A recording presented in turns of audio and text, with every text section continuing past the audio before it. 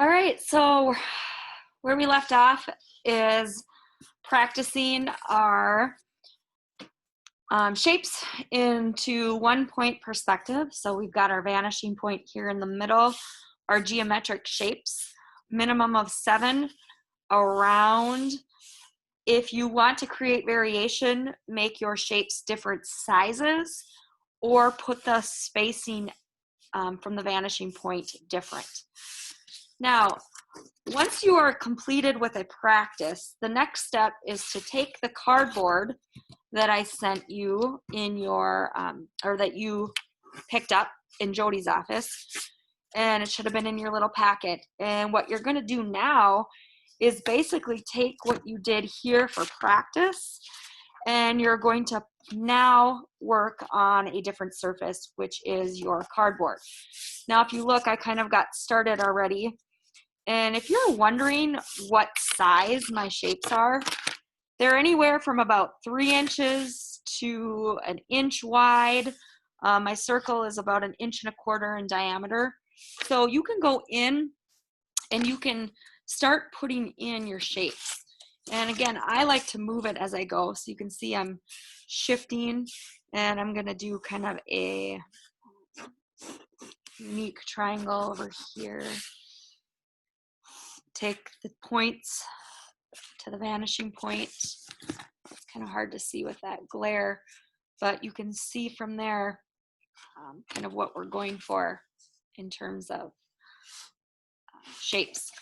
And then just you can keep progressing in that circle format, a minimum of 7 shapes. So if I'm going to do like a trapezoid here,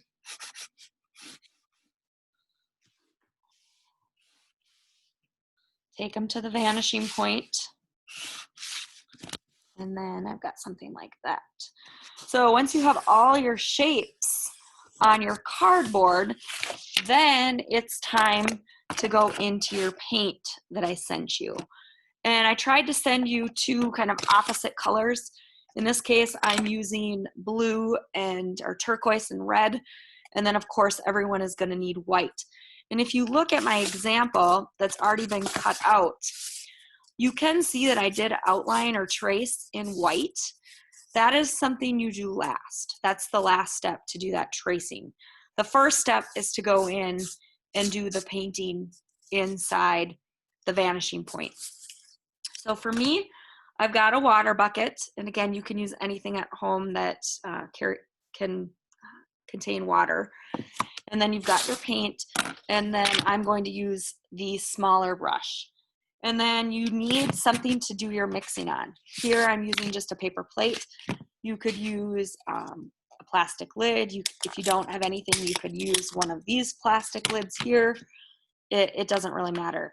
But what I'm gonna do is I'm gonna actually put a little bit of white onto my palette. So I'm just scooping a little bit of white out.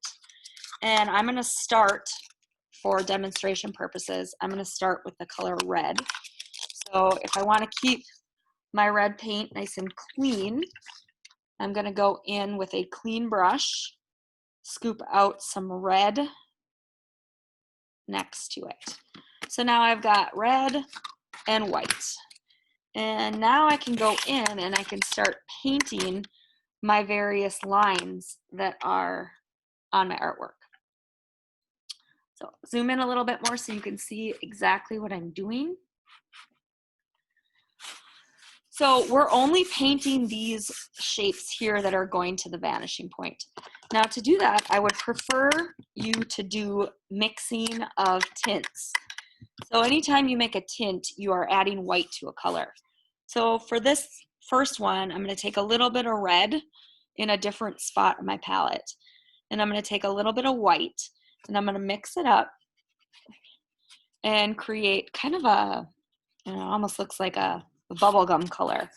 And then find which of the shapes you're going to paint first. Go in. I always like to start with an outline of that area and then filling it.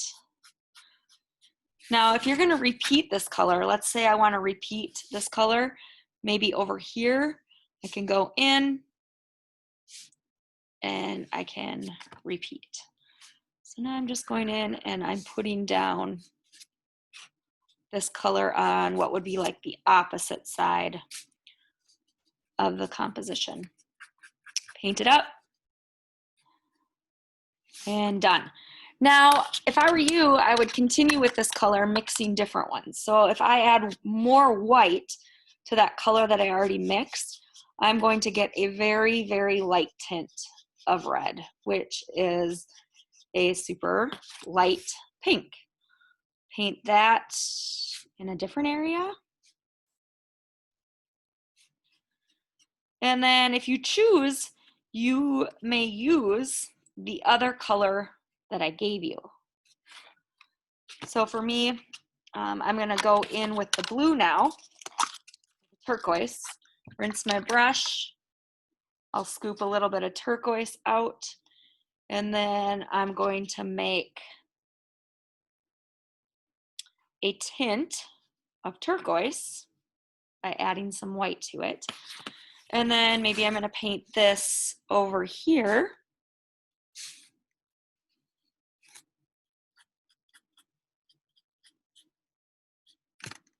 On that one. And then I'm going to make an even lighter one with some of the white here. Paint that one over here. And make sure you're using the tip of your brush. In school here, that was probably the biggest issue for students, them pushing their brush down and going outside of the lines. You really want to think technical for this project, staying inside the lines, keeping your shapes nice and clean. So there we have most of those painted. And then, like I said, you can go in and finish all of those. The actual shapes that you drew, these ones, stay the color of the cardboard. You can see that in my example. They stay the color of the cardboard. So once all that's done, the only thing that you have left to do is to do your tracing around your shapes. So then you take just your pure white paint, and I like to use a little bit of water to make the paint move a little bit easier when you're putting it down. But try to just go in and freehand, and you're going to go in with that white paint, and you are going to trace over all of those original lines. So there's my trapezoid line. This line is separate, you know, and then this line would be outlined after, of course, after I painted it, and so on. So you're just tracing with solid white your color. So that is the painting portion of this particular project. Again, some hints when you're completing the painting part. The bigger the shapes that you make here, the bigger the shapes here, the easier it's going to be to paint. The smaller the shapes, a little more challenging it will be to paint. You can use both the colors that I gave you. You're mixing them with white, and then the outline or the tracing is done after, and you paint the outline after. And then you can be looking, I'll send out another thing on Canvas for you to do the cutting out, and then of course we're placing it on its background, which is what we'll be going into next. Just to show you, this is a student example.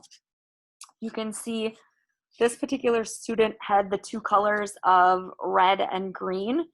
So if you look carefully, you can see they used light green, kind of a grass green, and almost a forest green. And then they used red also, so they got their tints of red. When you are all done painting, you can go in and add designs. So if you want to go in and add designs within your shapes that you painted in, you can. And again, it just kind of depends on the look that you're going for. But I have had a lot of students decide on adding designs within theirs. This is an example without designs. This student example is an example with designs. And you're also doing that and completing that with paint. Please reach out to me if you have any questions. Otherwise, take care.